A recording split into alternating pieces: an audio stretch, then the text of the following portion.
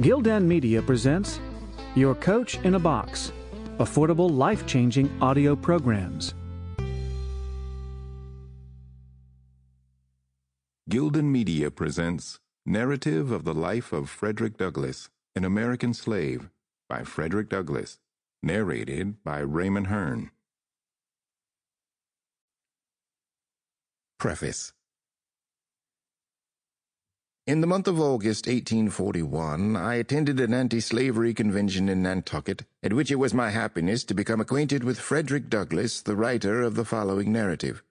He was a stranger to nearly every member of that body, but having recently made his escape from the southern prison house of bondage, and feeling his curiosity excited to ascertain the principles and measures of the abolitionists, of whom he had heard a somewhat vague description while he was a slave, he was induced to give his attendance on the occasion alluded to, though at that time a resident in New Bedford. Fortunate, most fortunate occurrence. Fortunate for the millions of his manacled brethren yet panting for deliverance from their awful thraldom. Fortunate for the cause of Negro emancipation and of universal liberty.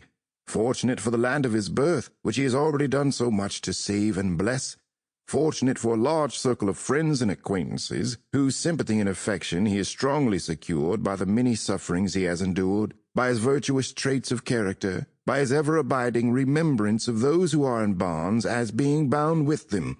Fortunate for the multitudes in various parts of our republic, whose minds he has enlightened on the subject of slavery, and who have been melted to tears by his pathos, or roused to virtuous indignation by his stirring eloquence against the enslavers of men.